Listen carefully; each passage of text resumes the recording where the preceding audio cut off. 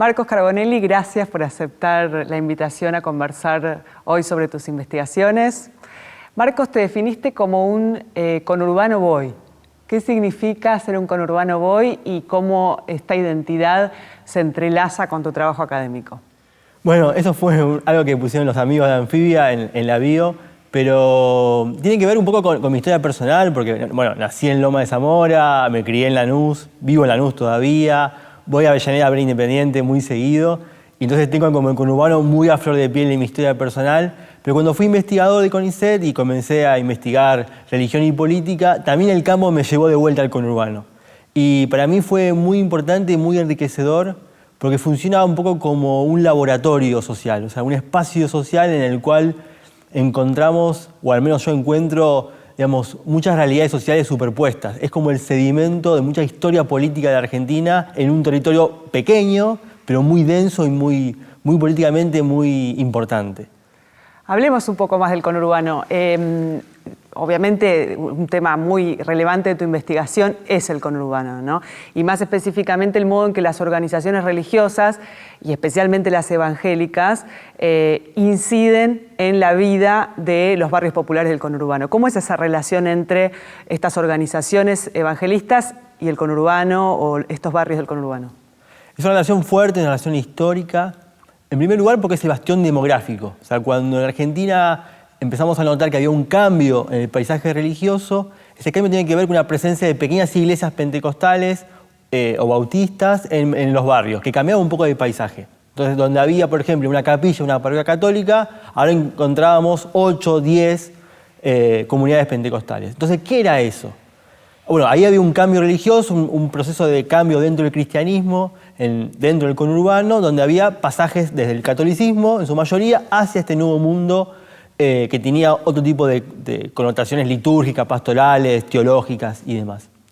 Y al mismo tiempo que es bastión demográfico, el principal fortaleza del cambio religioso, también es, digamos, como el teatro de operaciones político de este grupo religioso, porque ahí, digamos, se pone en juego todo lo que yo llamé en la investigación doctoral un anclaje territorial. O sea, una manera muy fuerte de imbricarse en la vida política de esos sectores populares del conurbano bonaerense.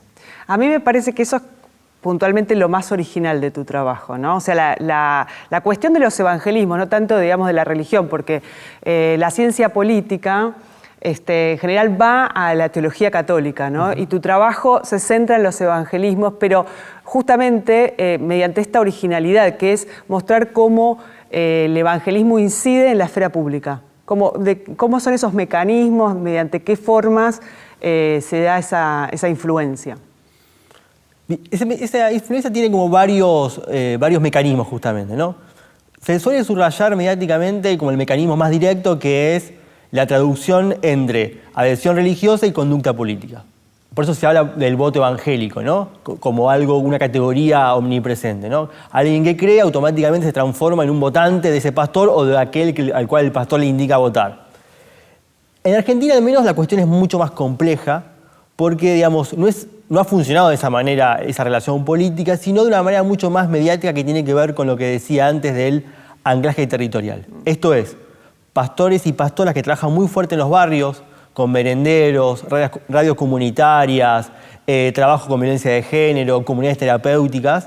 Eso en el barrio empieza a imbricarse en la vida de esos habitantes, se corre la bola, ¿no? Y eso también llega, por así decirlo, a oídos de funcionarios, dirigentes políticos, que empiezan a intentar conectarse con esos agentes religiosos porque son muy importantes para poder resolver problemas de la vida cotidiana. Entonces ahí se produce como el primer ingreso, digamos, del mundo evangélico a el mundo de las políticas públicas, al mundo de la gestión, como una especie como de brazo religioso del aparato estatal. Y al mismo tiempo, ese encuentro entre, digamos, política profesional y mundo religioso genera también o auspicia carreras políticas. O sea, la inclusión de pastores y pastoras en segundas, terceras líneas de los partidos políticos que también compiten en el conurbano. Ese sería como un mecanismo bastante aceitado. Y ahí después hay un mecanismo quizás más vistoso, más visible, que es, digamos, la presencia de actores religiosos del mundo evangélico en protestas contra cambios en el orden moral, ¿no? Matrimonio igualitario, legalización del aborto. Paradójicamente, se los acusa muchas veces de, digamos, antidemocráticos, ¿no? O antiderechos. Pero al mismo tiempo uno debe pensar la complejidad del panorama, porque es la propia democracia la que ha permitido que actores de esta ideología, de esta postura, se pronuncien, ¿no? Cuando históricamente en Argentina, cuando hubo dictadura, la disidencia religiosa fue hostigada, fue perseguida, bueno, la democracia es el contexto en el cual estas voces, en el pasado silenciadas y perseguidas, tienen la oportunidad de decir y opinar sobre los debates en los cuales la sociedad interviene. Sí, claramente es antiintuitiva, ¿no?, la lectura que vos haces, porque mostrás cómo evidentemente no hay blanco y negro, digamos, en esas dinámicas políticas. Que el rol de las organizaciones en los barrios también es feminista en muchos casos, ¿no? O sea, tiene un costado feminista en esto de la violencia de género, por ejemplo. Eso es muy interesante. Este año se publicó Cuerpos políticos y política de los cuerpos, un texto que editaste con Serena Bindi, y compilaste, es un volumen colectivo.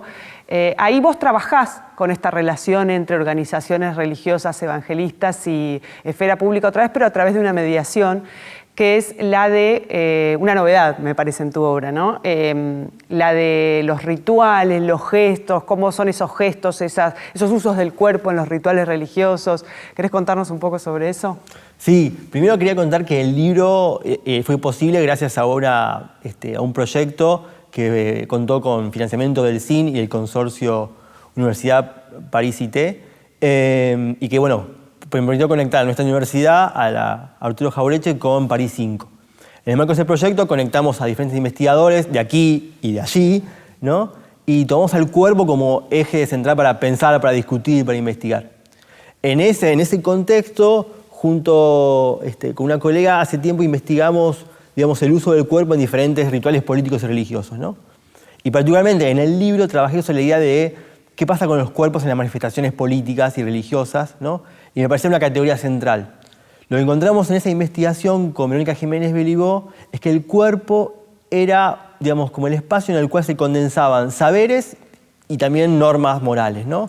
Saberes porque la gente que va a las marchas, pero también la gente que hace peregrinaciones, por ejemplo, usa el cuerpo. Y tiene saberes, digamos, inscriptos en el cuerpo, ¿no? Sabe armar un evento, sabe movilizar a las personas, sabe portar figuras, sabe llevar banderas, etcétera, etcétera. Sabe marchar, sabe ordenarse en la marcha. Y al mismo tiempo son cuerpos muy regulados, porque en la marcha, como todo ritual, no se hace cualquier cosa. Hay un orden implícito que todo el mundo sigue. Entonces el cuerpo era un poco la pista de entrada a ese orden legible o implícito. Y también, a partir de ese texto, pensé también que era un cuerpo que tenía muchas marcas. Eran cuerpos marcados los cuerpos de los manifestantes o de los peregrinos. Marcas a veces deliberadas, ¿no? Usar una remera, llevar una estatuilla, es marcar el cuerpo con algo que uno busca como identidad. Pero al mismo tiempo hay marcas, digamos, menos buscadas, por ejemplo, la violencia que suele registrarse en las marchas, la represión, a propósito de que el tema de la violencia política vuelva a debatirse en Argentina. Bueno, uno encuentra en el relato de muchos manifestantes y muchos militantes que sus cuerpos están marcados por la violencia que han padecido en tal o cual enfrentamiento, en tal o cual situación. Y después hay un segundo tipo, o tercer tipo de marca más encriptada, pero sumamente interesante, que es cómo la rutina de la política y de la religión también violenta los cuerpos. Esto es, son espacios, la política y la religión, muy demandantes para sus militantes, una demanda casi total de sus vidas, y que eso tiene un tipo de consecuencia en cuanto al desgaste, en cuanto al compromiso que llevas a la familia, en cuanto a cierto proceso de cansancio y de fatiga que es una pista interesante para pensar cómo vivimos y cómo practicamos la política y la religión. Marco, siguiendo con la idea de la transformación religiosa en el conurbano, ¿no?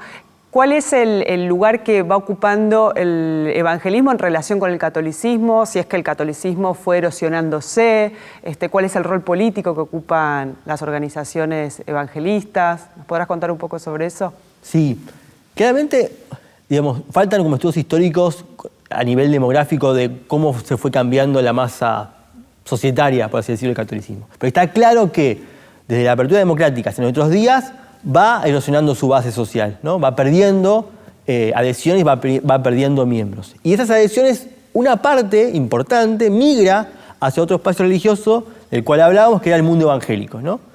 ¿Por qué sucede eso? Bueno, hay varias causas, hay varias razones de este enfriamiento del catolicismo y esta suerte como de reavivamiento o ocupación de espacio por parte del mundo evangélico. Uno puede pensar que la Iglesia Católica ha decidido a nivel, digamos, global, un modelo pastoral, sobre todo con el papado de Juan Pablo II y luego con el de Benedicto, orientado hacia un mayor énfasis en la doctrina y un mayor giro hacia los movimientos más de índole carismático, de índole más emocional, en detrimento de otras apuestas como por ejemplo la teología de liberación, ¿sí? Y también los cultos populares. Una teología quizás más racionalista, ¿sí? Y con no tanto énfasis en la idea de un Dios presente en la vida cotidiana de las personas, sobre todo los sectores populares, ¿no? Justamente esa idea de Dios o la divinidad como una entidad muy presente en la vida cotidiana, que forma parte de la tradición de la cultura popular, de los sectores populares y de su religiosidad, es justamente donde se engancha el mundo evangélico, donde se engancha el pentecostalismo. Porque es un baluarte esa idea de pensar que, es un baluarte de su doctrina, de su pensamiento, que Dios es una entidad presente, ¿no? Que Dios está presente en un montón de acciones cotidianas. Conseguir trabajo, salir de un vicio que puede ser el alcohol o las drogas, o el cigarrillo, poder rehacer la vida de pareja con tu mujer, conseguir trabajo, ¿no? Hay un montón de situaciones que uno ubicaría en un orden quizá de lo doméstico, pero que sin embargo son resemantizados en clave religiosa por este discurso pentecostal. Al mismo tiempo, también un fuerte lugar a la mujer dentro del culto pentecostal, que no tiene parangón, no tiene correlato en el mundo católico, aunque también ellas participan en el mundo católico, pero no con la misma fuerza y misma intensidad, ¿no? Por caso, las mujeres pueden ser pastoras en el mundo evangélico, ¿no? Sí. Entonces hay una combinación de factores que explican esta traslación. No hay que dejar de tener en cuenta que, a pesar de que el mundo evangélico crece en Argentina, ¿no? Y son algo así como el 15% de la población nacional, es un crecimiento más lento, más pausado que en otros países de América Latina. Y al mismo tiempo, en Argentina, la primera minoría no son los evangélicos, sino los desafiliados, los indiferentes, los ateos religiosos, que son algo así como el 19%. Entonces eso habla un poco de, si se quiere, la singularidad o la particularidad de Argentina en un contexto latinoamericano que es muy distinto, donde hay que ver el cambio religioso país por país. No es lo mismo Brasil que Argentina, no es lo mismo Argentina que Chile, no es lo mismo Sudamérica que Centroamérica. Entonces, a veces se suele trazar una especie de mirada muy homogénea, como que el mundo evangélico avanza en todos lados por igual, y hay que tener como ciertos reparos porque no es tan así. Y tiene otra organización aparte el evanger respecto al catolicismo, menos jerarquizada, ¿no? Bueno, ahí justamente diste con otra clave, ¿no? Hay una idea mucho menos jerarquizada, mucho menos piramidal, ¿no? Entonces eso le da un dinamismo de crecimiento que no tiene correlato en el mundo católico, ¿no?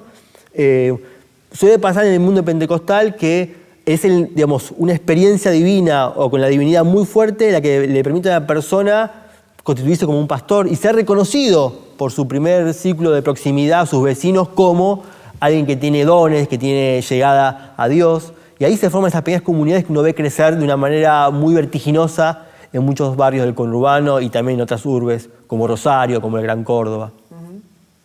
Esto tiene que ver con algo que aparece en la introducción del texto, ¿no? Ahí se plantea una idea que me parece que es la que, bueno, evidentemente enhebra todos los capítulos, que es la idea de que el cuerpo ya no puede ser un objeto exclusivo de estudio de las ciencias naturales, de las ciencias biológicas, de las ciencias médicas, ¿no? Sino que es también, las ciencias sociales también tenemos algo que decir sobre el cuerpo. ¿Por qué?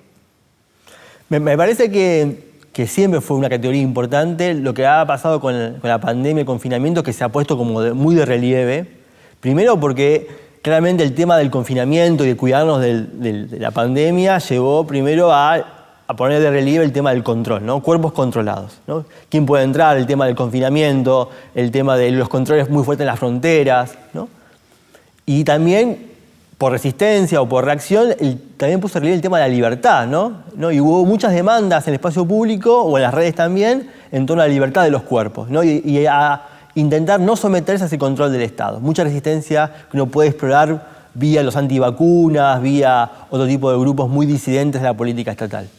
Y por el otro lado, también subrayó con el tema del confinamiento en casa, del quedarse en casa, el tema de los cuidados, ¿no? El cuidado de sí mismo, mascarilla, alcohol en gel, etcétera, etcétera, pero también el cuidado de los que tengo a mi alrededor. Y ahí aparece el tema de cómo se reparten las tareas del cuidado, qué pasa con aquellos que me auxiliaban con el cuidado y ahora no están más, ¿no? Entonces ahí vuelve a aparecer el cuerpo como algo muy, muy central.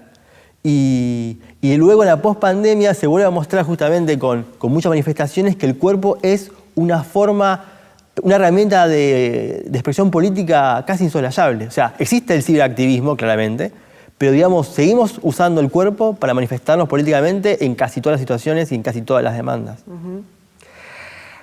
Marcos, la última. El libro está escrito por feministas que son referentes en la vida académica, importantes. Bueno, está Anita Malimachi, la propia compiladora, digamos, y enteramente por mujeres está compuesto, salvo sos el único varón, ¿no? Es verdad. Sin embargo, el feminismo no aparece tematizado en el libro, aparece, digamos, como ocurrencias, episodios, digamos, referencias, pero secundarias. No es un reproche esto, todo lo contrario, digamos. A mí me parece que el libro expresa muy bien que el feminismo ha modificado las formas de pensar en las ciencias sociales y quería preguntarte qué opinabas sobre eso. Me parece que sí, que es una categoría, una matriz de pensamiento que ya no se puede esquivar, ya no se puede dejar de lado, ¿no?